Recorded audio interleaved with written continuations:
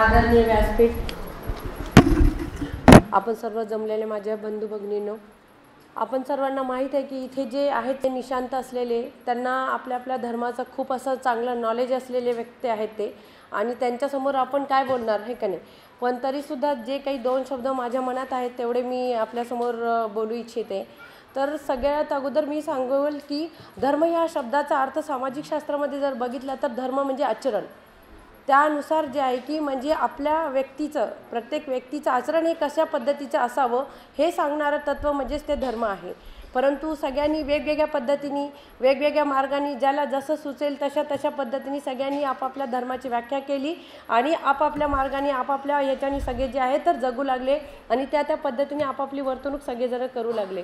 पण सगळ्यात महत्त्वाचं म्हणजे जे आहे की धर्म जे आहे ते आपल्या व्यक्तीला घडवण्यासाठी ते बनवलेलं आहे. जर तो धर्माचं आचरण त्या पद्धतीचं तो व्यक्ती करेल, ती व्यक्ती जी आहे म्हणजे जर व्यक्ती चांगली घडली तर त्याचं कुटुंब चांगलं घडेल, कुटुंब चांगलं घडलं तर समाज चांगला घडेल आणि समाज चांगला घडला तर देश चांगला घडेल. तर त्याच्यामुळे जे आहे सर्वांनी जो आहे की धर्माचं जे आचरण आहे खरंच त्या तत्वाने केलं पाहिजे. कारण कोणताच धर्म हा आपल्याला जो आहे हिंसा शिकवत नाही, कोणताच धर्म आपल्याला वाईट कृत्य शिकवत नाही, कोणताच धर्म जो आहे आपल्याला एकमेकांबद्दल द्वेष, क्रोध, क्रूर भावना असे शिकवत नाही. सगळा धर्म जे आहे सत्य, अहिंसा यालाच जे आहे त्या तत्वाला मान्यता दिलेली आहे. परंतु काय की सगळ्यांनी आपापल्या परीने त्याचा अर्थ काढून आपापल्या परीने जगत असतात. परंतु इथे जे आहे यावेळेस त्यांनी सगळ्या म्हणजे पुरुष आणि महिलांना इथे बोलवलेलं आहे.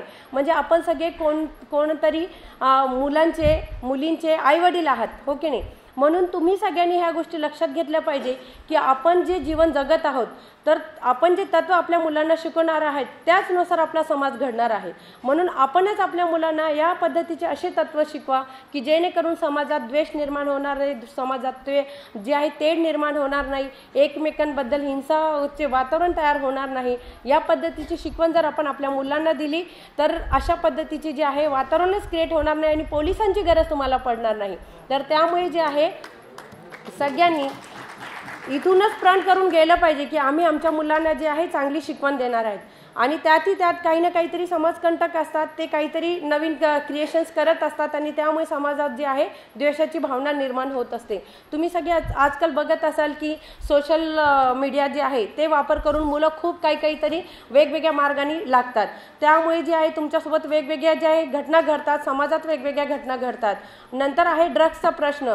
म्हणजे एवढी यंग जी पिढी आहे आमची त्या ड्रग्समुळे जी आहे की एवढी वाईट ह्याच्याने जात आहे की आणि त्यांच्याकडून कोणत्या पद्धतीने क्रूर कर्म होतात किंवा कोणते गुन्हे त्यांच्याकडून होतात हे त्यांच्या लक्षात सुद्धा येत नाही.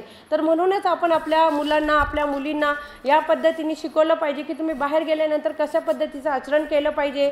तुम्ही बाहेर समाजात जाताना, शाळेत जाताना, कॉलेजमध्ये जाताना तुम्ही कोणाचा द्वेष करणार नाही, खाता पिताना कोणत्याही अशा वाईट गोष्टीचं तुम्ही व्यसन करणार नाही किंवा अंगी बाळगणार नाही की जेणेकरून तुमच्याकडून काहीतरी हिंसा होणार, तुमच्याकडून काहीतरी द्वेष भावना निर्माण होणार, तुमच्याकडून कोणता तरी गुन्हा होणार. तर म्हणून आपण सगळ्यांनी जे आहे आपल्या मुलांचं पालन पोषणाकडे खूप लक्ष दिलं पाहिजे, त्यांच्या शिक्षणाकडे आपण लक्ष दिलं गेलं पाहिजे आणि त्यांना चांगल्या आचरणाची आपण शिकवण दिली पाहिजे.